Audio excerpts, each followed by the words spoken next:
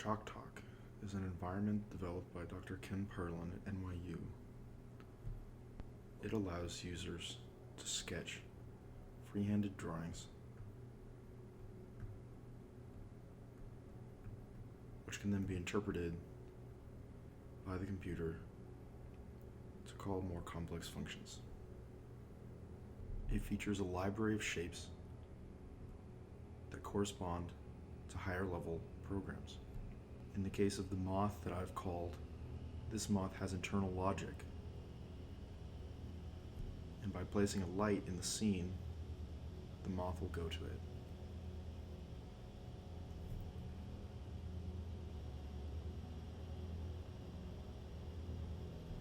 If I add more moths and animate them, they too will go to the light.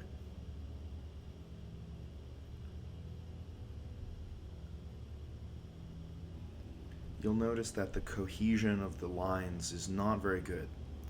This environment was originally written with the Macintosh operating system in mind, and I'm running it on a Microsoft Surface Pro 4 tablet. I had to make a small modification to the run file that enables the environment to load. I call this through Cygwin, which is an extension of the Windows environment that allows interpretation of Unix commands. I hypothesized that the low performance of this environment on Windows devices is simply an artifact of no testing. As far as I'm aware, I'm the first person to have ever run this on Windows. Dr. Perlin primarily uses this tool to teach concepts for his computer science classes, and so he has populated it with examples of some of his past work and fundamental concepts. A good illustrative example is called Dragon Planet. This is an example of what has since been called Perlin Noise, running over a circular object.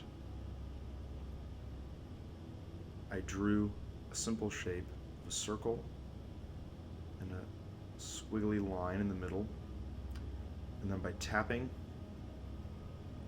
I tell the computer to interpret what I've drawn. It finds that there's a match here, this planet entry, and then calls that and replaces the sketch with the program.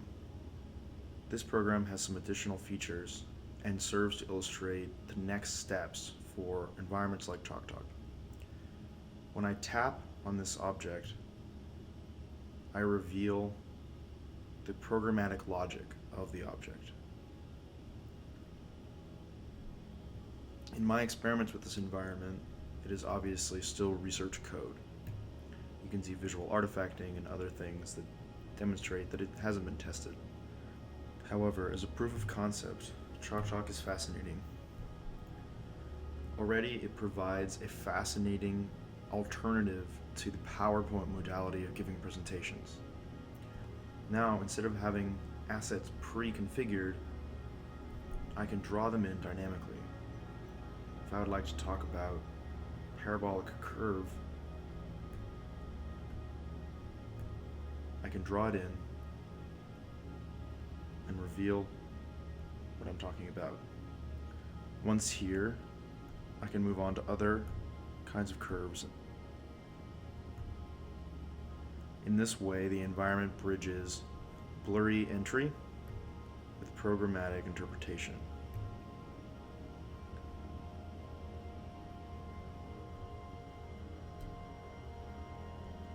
You can already see that in a few moments of sketching, I am discovering more complex forms. This seems ideal if we are to encourage children to learn to program. However, to complete the loop, every one of these programmatic assets should and must be visible inside the environment as their code. It does not mean that every time something is called, it must be viewed as code, but the option to view its code in here, the front end of the environment, seems necessary to forwarding the goals of teaching children how to use computers. As I play in the environment, you see that I'm calling things that I'm not really expecting. with behaviors that I'm not entirely sure about because I didn't make them.